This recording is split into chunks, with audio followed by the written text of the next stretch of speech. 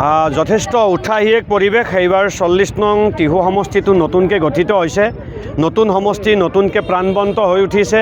টিহুৰ প্ৰান্তে কওক, বৰক্ষেত্ৰীৰ পৰা নতুন সংযোগ হোৱা পাৰ্টটোৱে কওক, নতুবা পূৰ্বৰ ধৰ্মপুৰৰ গোটেই পাৰ্টটোৱে কওক, সকলো মানুহে এইবাৰ দল মত নিৰ্বিশেষে আমাক যথেষ্ট মৰম দিছে। আৰু এই যুদ্ধখন এইবাৰ মই এজিপি আৰু বিজেপিৰ বিৰুদ্ধেতো এইখন আমাৰ যুদ্ধ হয়েই। আৰু এখন ডাঙৰ যুদ্ধ যে এজন লগ পোৱা বিধায়ক আৰু লগ নোপোৱা বিধায়ক। মই কথা দিছোঁ আৰু কথা ৰাখিম, সকলোৱে জানে। মই বিগত নিৰ্বাচনত পৰাজিত হোৱাৰ পিছত 5 বছৰ গাঁৱৰ ৰাইজৰ লগত আছোঁ। কিন্তু যিজনে জিকিলে তেখেতে 5 বছৰ কেতিয়াও ৰাইজৰ মাজত নাহিলে। প্ৰায় 5 বছৰ সমষ্টিটো লিজত দিলে দুজন মানুহক। সকলোৱে জানে দুজন ব্যক্তি, এজন বনগাঁৱৰ ডেকা উপাধিৰ, আনজন আহমেদ উপাধিৰ নতুন দেহৰৰ।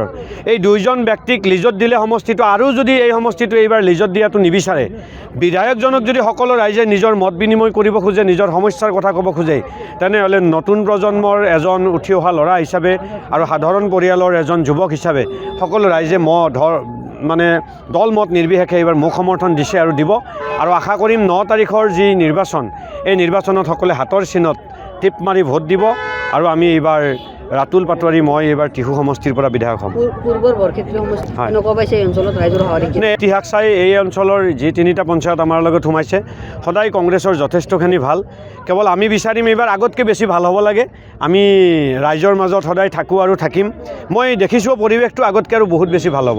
যোৱা বিগত বিধানসভা নিৰ্বাচনতকৈ এই 3টা পঞ্চায়তত আমাৰ অধিক লিড হ'ব। আজিৰ ৰেলী নাছিলে, মই আহিছিলোঁ মানুহসকলক বুথে বুথে গৈ লগ কৰিব।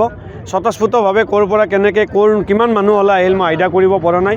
যিমানে মই গৈ আছোঁ সিমানে মানুহ বাঢ়ি আছে, বাইক বাঢ়ি আছে। আমাৰ কোনো এইটো প্লেন ৰেলী নহয়, গতিকে আমি এইটো এনে আহোঁতে ৰাইজে আমাক ৰাস্তাত সংগ দিয়া এইটো। এতিয়া মোৰো গোটেই আইডিয়াছটো নাই। মণ্ডল কংগ্ৰেছে আজি বুথবিলাক পৰিভ্ৰমণ কৰিব কৈছিল, আৰু বুথবিলাকত আহি আজি কাণবাৰী পঞ্চায়তৰ সকলো বুথ অলমষ্ট খতম হ'ব, এতিয়া শেষ হ'ব।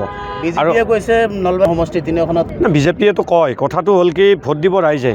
মই অহংকাৰ কৰি নকওঁ যে আমি 3টা জিকিছোঁ বা মই জিকিছোঁ, জিকাব ৰাইজে। আৰু ৰাইজে এইবাৰ আমাৰ লগত যিমান আছে তেওঁলোকেতো ভোট দিবই। আৰু বহুতে আমাৰ লগত ওলাই অহা নাই, কিন্তু ওলাই নোহোৱা মানুহে তাতকৈ বেছি ভোট দিব এইবাৰ। আঁচনি বিজেপি দিয়া নাই, আঁচনি দলে নিদিয়ে, আঁচনি চৰকাৰে দিয়ে। কনচেপ্টটো ভুল হৈ আছে।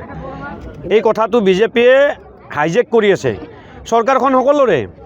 এই যে আপুনি আজি ৰাতিপুৱা ব্ৰাছ কৰিছে, ব্ৰাছডাল কিনিছিল, টুথপেষ্টটো কিনিছে, সেই সকলোৰ টেক্স দিছে। এই যে কেমেৰা আপোনালোকে লৈ আছে, এই যে বুমটো লৈ আছে, এইটো কিনোতে টেক্স দিছে। সেই টেক্সৰ পইচাৰে আমাক আঁচনি দিছে। চৰকাৰে আমাৰ পৰা ধন কাটি লৈছে আৰু সেই কটা ধনেৰে আমাক আঁচনি দিছে। গতিকে বিজেপি দলেতো আঁচনি দিয়া নাই, সেইটো ভুল কনচেপ্ট। গতিকে এই কনচেপ্টটোৰ পৰা ওলাই আহিব লাগে। আৰু বিজেপিৰ যোন মানুহে তেওঁলোকে আঁচনি দিয়া বুলি ক'ব যায়, ধৰিব লাগে। তেওঁলোকক গাঁৱে গাঁৱে ধৰিব লাগে। ৰাইজত নতুন সমষ্টিৰ নম্বৰ, নতুন সমস্যা আৰু নতুন মুখ হ'ব লাগে। মুখখন সলনি হ'ব লাগে। 45 বছৰ একেখন মুখ থাকিল। এবাৰ আমাৰ নৱপ্ৰজন্মক এটা সুবিধা দিব লাগে। আমাৰ দৰে পৰিয়ালৰ ল'ৰাকো ৰাজনীতিত সুযোগ দিয়ক। নিশ্চয়কৈ আমি কিবা কৰাৰ এটা চেষ্টা কৰিম। Thank you. যিকোনো খবৰৰ বাবে যোগাযোগ কৰক আমাৰ এই নম্বৰত 9181 307 2221।